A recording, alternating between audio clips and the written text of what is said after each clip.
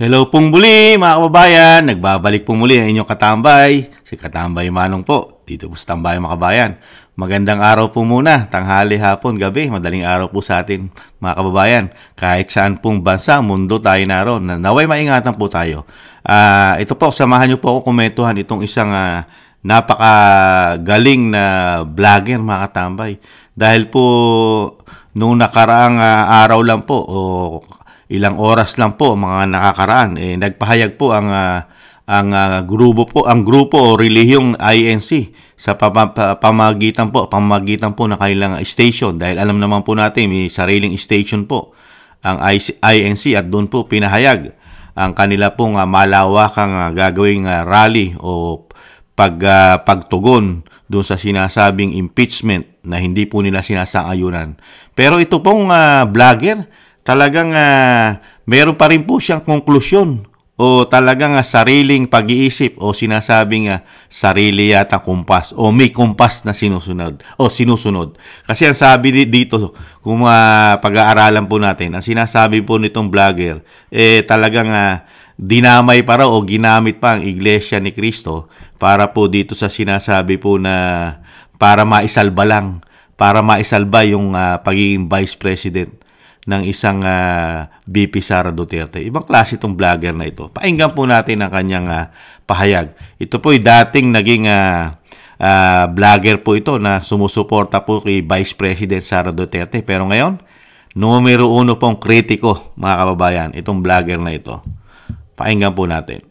Ako ang tigas ng mukha ng mga DDMs Alam nyo mga kojero, nananahimik kami, mananahimik ang mga religious group. Kung gusto nyo magkaroon ng political something, kayo, walang problema. Pero nananahimik ang INC, tahimik non-partisan. So kung meron pong isang tao na magsasalita on behalf of the church, tapos sasabihin na nag-organize po ang simbahan natin ng isang rally, magugulat ako.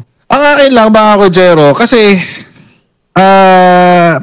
ipinapakita po kasi dito ng mga DDMs their desperation, ang kanilang pagiging desperado dahil pumalya sila sa kanilang people power attempt. Palyado mga kojero. I believe this is fake news. Unless magsalita po ang leader. Sino nyo mga tambay? Fake news. Ang sinasabi po ng magaling na vlogger na si Jared, sa paniniwala raw niya, isang fake news daw po yung naging balita. At yung balita po, sa pagkakaalam ko, ay istasyon po yun. Galing po yun sa istasyon. Kung hindi po sa TV, ay sa radyo.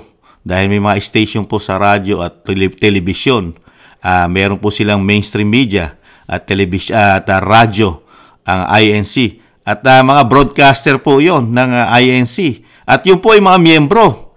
Sa tingin nyo, mga kababayan, kung hindi po yun legit o totoo, sa tingin nyo, hindi masisibak yun at hindi po magbibigay ng statement ng INC. Hindi po nila kukontrahin yun. At antimano po, sasalagin po yun ng miyembro o sinasabing tagapamahala po nila ng INC. Yung ginawa po nung nagpahayag, nung sinasabi pong malawakang protesta dahil po hindi po nila sinasang-ayunan ang gagawing impeachment sa Vice President. Pero ito pong vlogger na si Jared, ibang klase po at talagang pati po ang sinasabing people power na ginagawa o gagawin daw po ng mga DDS at ginagawa niyan parang masama po sa pandinig po natin yung sinasabi niyan parang may pagkatae pa yung huli. Di ba ibang klase itong tao na ito.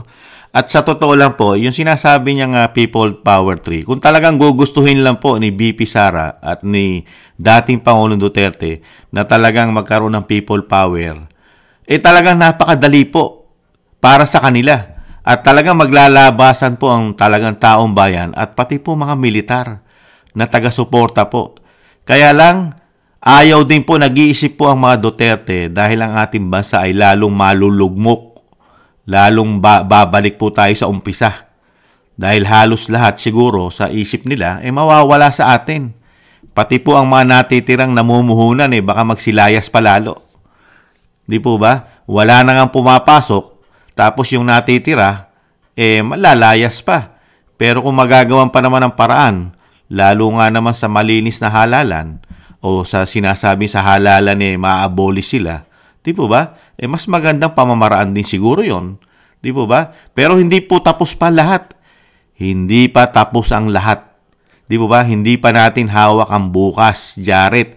Hindi mo alam, isang araw, bigla na lang mawala o sinasabing mademolish ang iyong ginodiyos o pinupuon. Di po ba? Nakakalungkot lang dito sa tao na ito. Ibang klase, no? Fake news daw. Trip ng ng INC, well, kung magsalita sila, wala tayong totoo na yun, di ba?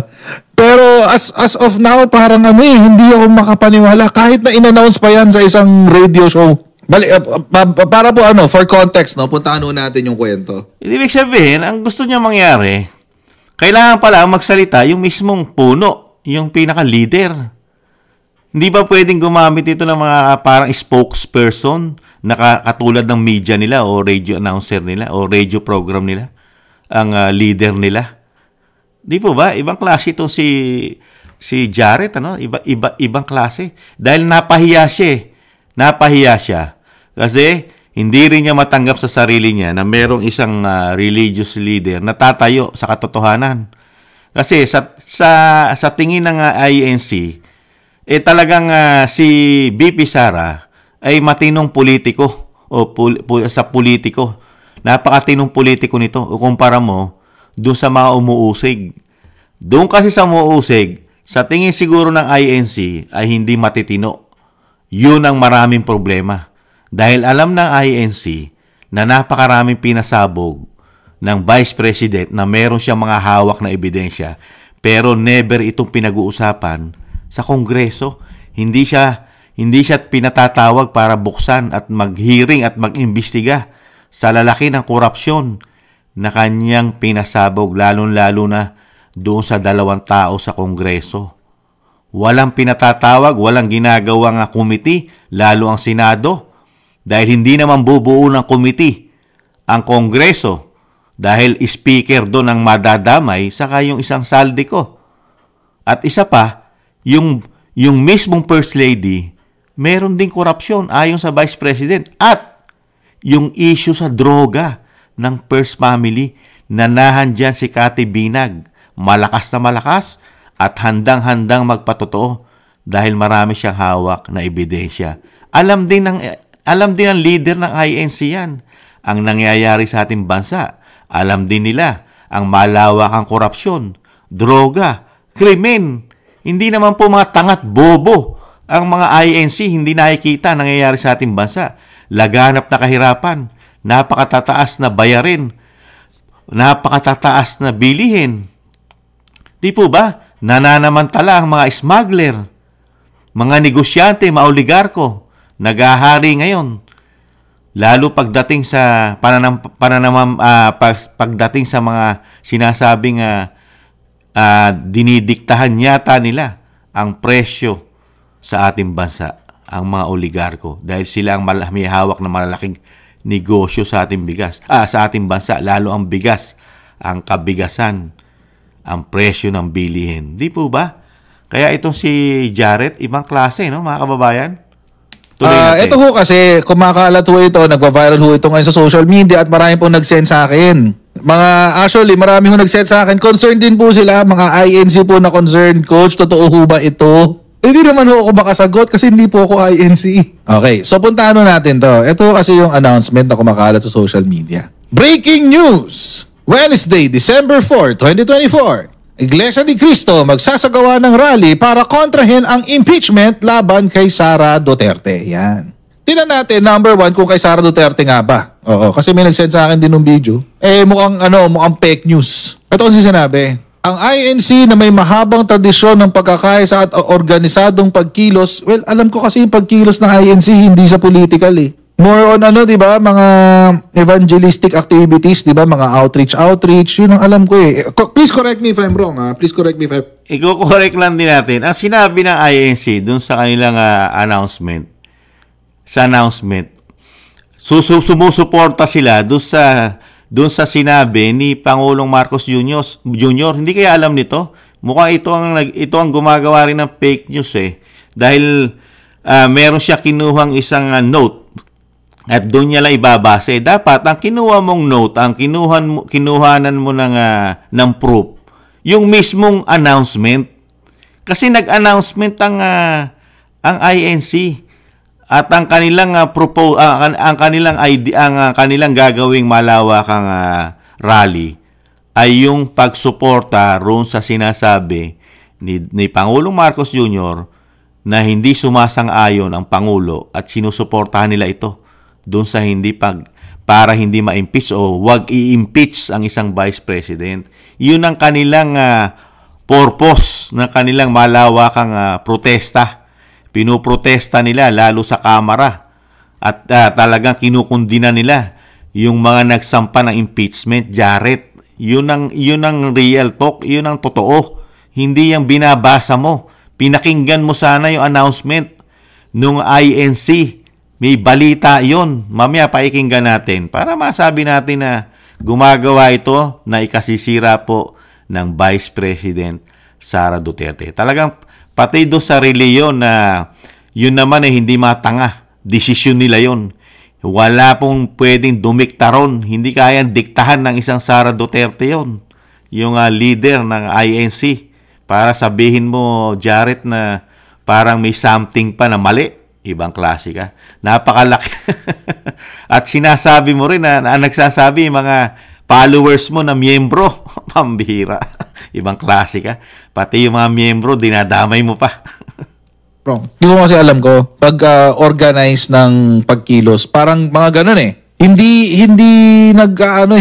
nagjo-join sa mga political rallies ang mga INC. Yun ang pagkakaalam ko. Pero I could be wrong. Again, hindi po ako. Nagjo-join nga sila sa political eh. Fake news ka eh. Di ba nagjo-join? Kaya nga sila merong solid vote. Di po ba?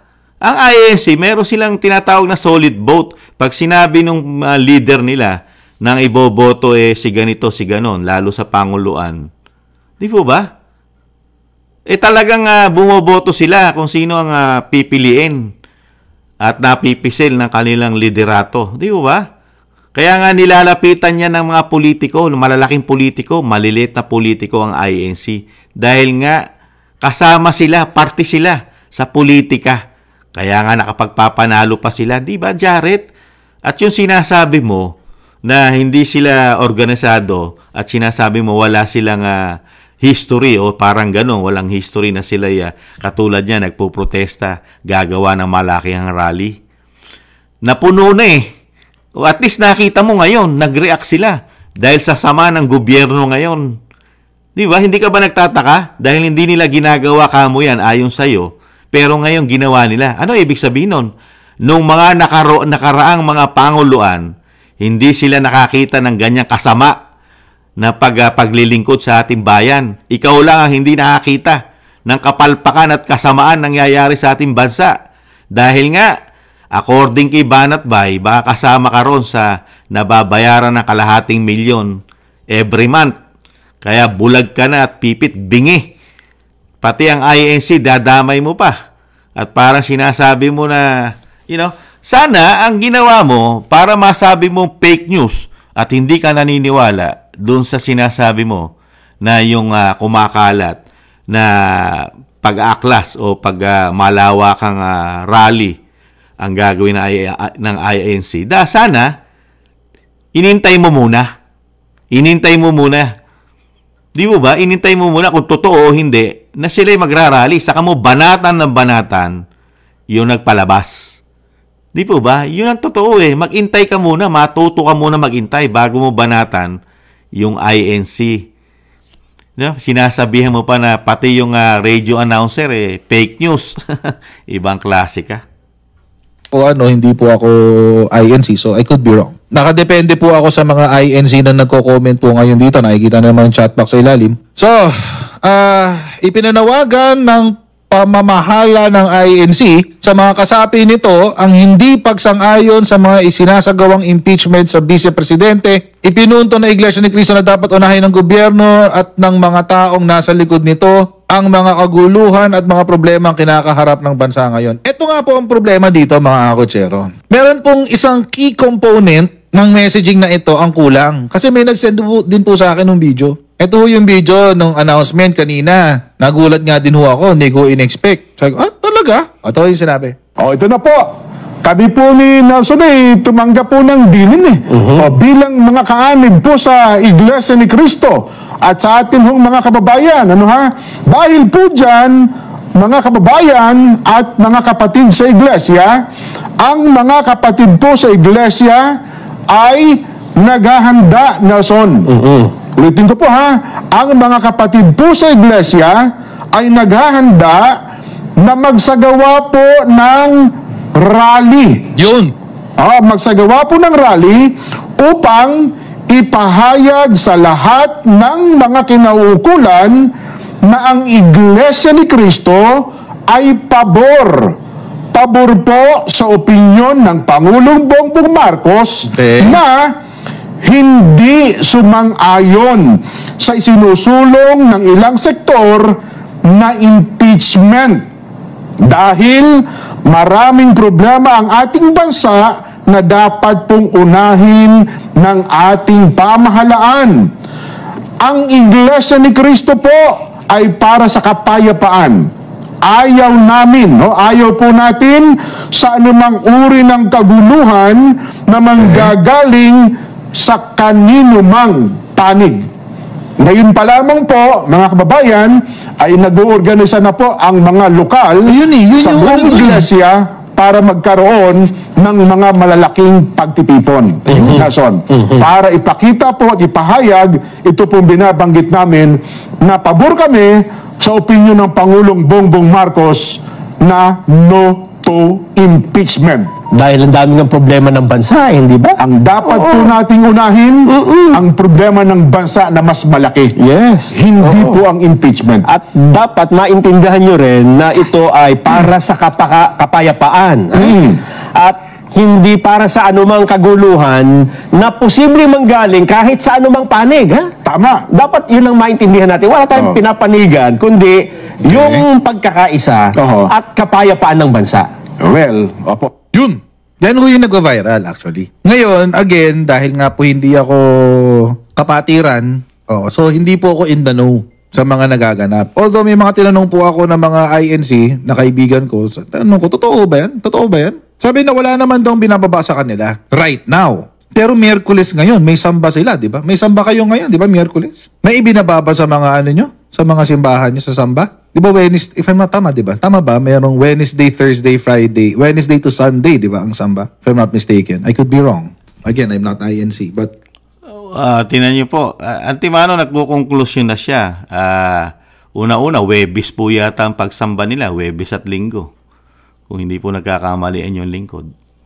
O kaya Miyerkules, tumama siya. Pero ang napakahirap dito sa tao na ito, nagkukonklusyon ka na at binabatikos mo na, meron ka ng mga something na mali sila, na wala pa na mga nangyayari na sumablay sila. Tama lahat yung balita tama. Ang hindi lang matanggap ni Jared, yung ang INC ay kumampi, kinampihan ng ang BC, kumampi siya, pumabor ang INC na ang isang vice president ay hindi pwede at wag dapat i-impeach dahil nga mismo ang INC sa kanila may nakikita silang tama sa vice president. Hindi po matanggap ni Jared yun kasi INC yan nagpanalo rin yan. Binoto niya si Bongbong Marcos Jr. ang Pangulo. Di po ba? Pero ngayon, kasi nga, meron po kasi silang padron. Ang kailangan po kasi pabagsakin ang Vice President. Kasi yun ang una niyang layunin. Kaya nga po siya araw-araw binabati ko si Sara, ang Vice President at ang mga Duterte. Kasi yun ang layunin nila Di ba? Pabagsakin, ma-impeach, makasuhan. Di po ba? Yun ang purpose ng programa niya. Nakita niyo po ba? Meron po ba siya marami po ba siyang tinatapik doon na anomalya ng gobyerno? Meron po ba siyang tinatapik doon, anomalya laban sa gobyerno na sinasabi ng INC? Kasi mismo ang INC, nakikita nila napakaraming problema ng bansa. Di ba? Kapayapaan nga ang gusto ng INC Di ba? Mapayapa ba bansa natin ngayon? Laganap ang droga, krimen? Sige nga. Buti pa INC nakita yun Pero si Jared, hindi niya nakikita yun. Yung nakikita ng INC. At ang nakikita niya, magduda. Pinagdududahan niya pa ang samahan ng INC, lalo yung nag-release ng statement. Ibang klase ka, bata. Ibang klase ka. Na sumobra na talino mo. Sumobra na galing mo. Sumobra pa talino mo. At sobra pa kung magduda ka sa samahan ng INC. Sobra mo pagdudahan sila. Yun lang yung pagkakaalam ko. Sa ibang locals, okay. Ibang locals may Wednesday, yung iba Thursday. Tama. Anyway, going back. So meron na hubang na ibaba. Sa chatroom, no, gusto kong makausap yung sa chatroom natin, lalo na yung mga INC. Meron na hubang na ibaba na communication po sa inyo na mag-participate po kayo sa malawakang rally. Meron ho ba? Wala. Sabi ni Luis, wala raw. Kasi ang alam ko talaga, ang iglesia, you move as one eh. You move as one. Kapag may utos, galaw lahat. As in, sama-sama. Oo, wala daw. Wala pa rong abiso. So, pinangungunahan mo eh. Pinangungunahan mo agad. Kasi mayroong mga miyembro yata na nando sa chat room niya. Nag-message. Yung mga leader na yan, nag-uusap pa yan. At least pinahayag kasi nila para may paghahanda. Paghahanda po kasi yun eh. Pag nagbigay ka ng announcement, lalo meron silang istasyon. Siyempre, ang kanilang miyembro ay buong Pilipinas. Hindi naman nasa NCR lang. Yan is yung announcement nila sa buong kapatiran nila. Siyempre, buong Pilipinas yan. Jared. At yan ay may paghahanda. Meron ba sinabi announcement saka yung nag-announce na sinabi sa linggong ito? Wala naman sila sinabi eh. Walang sinabing petsa. Jared, walang sinabi. Kaya intayin mo. At pati yung mga miyembro, iintayin nila yon kasi hindi naman nila sinabi na ora mismo. Within 1 day, 2 days, 3 days, and the week, gagawin na nila. Walang petsang sinabi. Bubuin nila, bubuin. Pag-uusapan po yan. Hindi naman po yan parang noodles na gusto mo mangyari, instant noodles, lalagyan mo lang ng tubig na mainit. Ibang klase ka, oh. Ano nangyari? Napangunahan ng ating mga leaders? Di ko alam. Baka yung mga nag-announce, they jumped the gun. Hindi ko alam. Baka again, ayokong... Ikaw ang pinangungunahan mo eh. Pinangungunahan mo yung mga leader nila. Pinangunahan mo eh. Binigyan mo na ng konklusyon at pinamalian mo na. Sa tingin mo sa sarili mo, mali yun? Mali sila? Grupo nila yun eh. Sekta nila yon. Ano kinalaman mo ron kung gano'n sila dumiskarte at gano'n ang style nila ng kanilang announcement? Ano ba gusto mo? Ora mismo, buo na. I-religion yun. Hindi naman katulad na yung sinasabi mo, sinisiraan mo na antimano, nag-aaya na tara na sa EDSA. Ganon ba gusto mo? Pumunta na tayo sa EDSA, nag-aaya na, ganon ba? Ganon ba gusto mo mangyari sa INC? Religion yun. Hindi katulad ng mga aktivista yun. Hindi katulad ng mga CPP, NPA, NDF yun. Na antimano, mapagkikita mo na sa arsada agad. Inaayos pa nila yon. Sineset up nila ng maganda. Kaya nga magtitipon-tipon pa lahat. I-announce pa yon sa bawat lokal nila. Ang tinatawag na lokal sa buong bansa. Jared, ibang klase ka. Pati relihiyon ng iglesia dahil nga hindi tumatama. Dahil ang gusto mo mangyari, ang masunod ang impeachment. Pati ang sinasabi ng Pangulong Marcos Jr., parang ayaw mo na hindi matuloy ang impeachment. Di po ba? Dahil ang gusto mo matuloy ang impeachment, ma-impeach ang Sara. Kaya nga galit na galit ka eh. At masamang-masama ang loob mo dito sa Iglesia ni Cristo dahil hindi pumapabor na ang gusto mo mangyari yata ang reliyon na Iglesia ni Cristo ay pabor sa impeachment. Ibang klase ka. Tuloy pa natin. Mag-conclude eh. Hanggat hindi naglalabas ng announcement ang leadership ng INC kasi syempre alam naman na natin yan. Si Marcoleta yan. Oo, kasi ang alam ko nga, di ba ito yung mga kasama ni Marcoleta sa show? Yung mga yan. So, again, I don't know kung how true or false this is. Kaso nga lang, parang mas gusto kong intayin yung announcement galing sa leaders sa leadership. Baka the announcement... Tingnan mo, no? Gusto mo pala intayin yung announcement ng leader, pero nagyayaw-yaw ka na. Ang dami mo nang sinabi. You know? Pati ang Iglesia ni Cristo, ginawa mo na silang napakahinang klase at napakahinang bumuo ng isang pagtitipon o pag-aklas o sinasabing mapayapang pagrarally. Pinangunahan mo na. Parang ikaw na ang gustong masinit. Yung utak mo na ang gusto mong masunod. Ang gusto mo masunod, yung nasa isip mo. Yung paniniwala mo ang gustong masunod, hindi yung paniniwala ng iglesia, ng INC. Tapos ngayon, bigla kang babanat at bigla kang kakambyo. Ibang klase ka.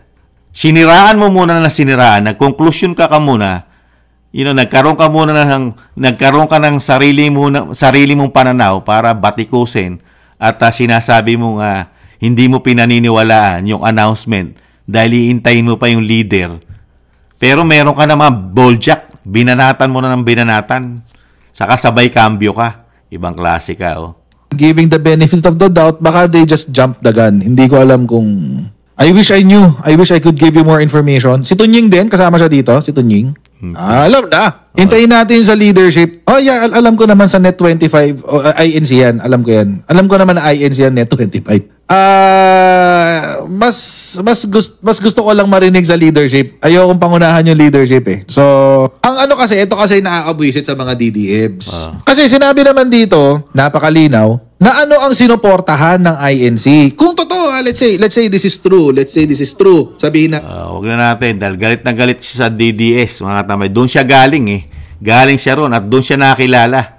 Pero galit na galit siya sa pagiging DDS, mga katamay. Mula yata nung sinasabi ni Banat Bay na meron ng kalahating milyon daw, di umano, na bayaran sa mga vlogger, lalo kung babatikusin mo ang gobyerno at wala kang makikitang mali at wala kang makikitang kahirapan, korupsyon at laganap na krimen at droga, mangyayari yan, mapagkikita mo sa mga vlogger na ganyan ang kanilang pananaw.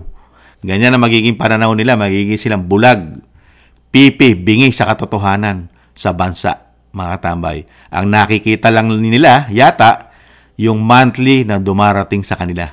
Yun ang malinaw na malinaw, mga tambay, para sa kanila. Ang sinasabi nga natin, mga tambay, dinamay niya pa si Marcoleta. Si Marcoleta yata isang iglesia rin. At si Tunying, dating hinahangaan niya si Tunying eh. Ngayon, nung mabanggit po ang Tunying, dahil ang Tunying yata, si Katunying ay isa rin yata iglesia yan, sabi niya, alam na alam na raw. Ibig sabihin, pagka pala dun sa programa na nahandun ng Marcoleta, at nahandun at nasingit ang pangalan ni Tunying, meron na po siyang doubt, nagdududa na siya agad. Pinagdududahan niya na, lalo yung announcement. At ang gusto niya, marinig mismo doon sa matataas na leader ang announcement. Ibang klase ka. Ibang klase ka. Hindi ba po pwedeng gumamit yan ng mga spokesperson katulad ng Pangulo? Ang Pangulo nga meron pa siya tagapagsalita Di ba? Meron siya mga secretaries, may mga announcer. Kaya nga meron PCSO, di ba? At meron pong taga-announce, di ba? Meron PSO yung sa secretary po, na di ba? Ang ating Pangulo, na siya po ang tagapahayag. Nandiyan din po ang station po ng PTV4. Di po ba, mga kababayan? Diyan din po nanggagaling ang mga announcement ng Pangulo sa istasyon ng PTV4. Di po ba? Ganon din ang iglesia. Meron din sila istasyon na ginagamit. Ang Net25 at yung kanila radio station, Jaret. Ibang klase ka, Ibang klase ka. Kaya dito po sa nakikita natin, pinangunahan po at nagmarunong at talagang mas marunong pa po ang isang vlogger dito po sa sekta o sa relihiyon na Iglesia ni Cristo. Mabatikos lang, mga tambay. Dahil nga una-una hindi niya matanggap Masamang-masama ang loob niya na merong isang relihiyon na katulad nito na Iglesia ni Cristo na pumapabor. Pumapabor, katulad po nung sinabi ng Pangulo daw na hindi siya pabor sa ma-impeach ang ating Vice President. Ganun din ang Iglesia ni Cristo. At marami pang reliyon na hindi pumapabor dyan. Maliban lang po yata sa Katoliko. Kasi ang Katoliko hindi naman nagsasalita Di po ba? Yung rally nga na nagpapahayag po ng ang ating mga kababayan nagpapahayag nakikitang problema sa ating bansa na hindi na maganda, nagiging patakbot palakad, laganap na korupsyon, droga at krimen at marami pang iba. Nagpapahayag sa EDSA, yung mga kaparian doon, pinalalayas pa eh. Ibig sabihin, wala rin nakikitang mali ang kaparian, ang Katoliko sa ating gobyerno. Wala sila nakikita na laganap na droga, korupsyon at krimen at marami pang iba. Di po ba? Tanging ang iglesia lang ni Kristo ngayon ang nakakita ng mga ganon at hindi sila bulag at pipi at bingi. At isa pa, yung sinasabi ko nga, mas nakita ng iglesia ni Kristo na ang politiko na katulad ng isang Duterte na si Sara Duterte ay wala silang nakitang ginawang mali. Kaya nga sinusuportahan din nila ito. Walang nakitang mali. Pinupolitika lang. Nakita nila ito na masyadong pinupolitika ang isang Vice President na naglilingkod ng tapat at nagmamahal sa bayan. At mismo, nakita rin nga na iglesia yan, na mismo ang Vice President ang galit na galit sa korupsyon. Galit na galit siya. Kaya nga, nagtataka rin siguro ang iglesia ni Kristo sa lalaki ng korupsyon na pinasabog ng Vice President, pero ang gobyerno ng Pangulong Marcos ay tahimik, pipi at bingi. Lalo ang Senado. Hindi na natin naasahan ng Kongreso dyan. Dahil yung 2 tao ro na ugat ng korupsyon daw sabi ng Vice President, aasahan mo ba yun? Di ba? Ang Senado, nananahimik, walang investigasyon. Kaya dito mga kababayan, dito sa ginawa po ng isang vlogger na nagmarunong at nagpakatalino at talagang napakarami niya pong banat at konklusyon sa samahan po sa reliyong na iglesia na yung paniniwala niya po ang kanyang pinaniwalaan at hindi na po siya naniniwala dito po sa mga announcement na galing mismo sa istasyon ng Iglesia ni Cristo. Dahil yung sinasabi ko nga, kung yun ay fake news at mali, antimano po, sinibak na yon. Baka pati po yung sinasabi niya si Tunying at si Marcoleta ay nagka-problema yan, mga tamay. At yung 2 commentator o announcement, meron na pong kalalagyan yan. Baka matulad po kay Abi yan. Matulad po kay Abe na wala doon sa istasyon ng SMNI. Di ba? Ganon din mangyayari doon. Kung yun ay nagpalabas ng fake news o maling balita. Pero pagdating dito kay Jared, sobrang talino, sobrang galing, di ba? At sobra po niya yata iangat ang kanyang sarili na siya lang ang pinakamagaling at pinakamatalino sa bansa. At lahat po ay kailangan manggagaling sa kokote niya. Kung hindi manggagaling sa kokote niya, ay mali. Tapos babanatan mo at bigla kang kakambyo, huli na ang lahat. Magmalinis ka man, ikambyo mo man, binanatan mo na. Pinag-isipan mo na ng hindi maganda. Sila. Di ba? Muli po si Katambay Manong, talagang ganun po. Pagka meron pong involved na sinasabi ni Banat Bay, na kalahating milyon every month sa mga vlogger, talagang wala kang makikitang tama sa kanila. At wala kang makikita sa kanila na nakakakita rin sila ng nakikita natin. Ganun po talaga eh. Maraming salamat po sa gusto po ng ating Tambayang Makabayan sa YouTube at TikTok. At ganun din po sa mga nagla-like, share, subscribe po mga tambay. At mga nagko-comment. Maraming salamat po. Sa muli po, ingatan nawa. Paalam. Bye-bye.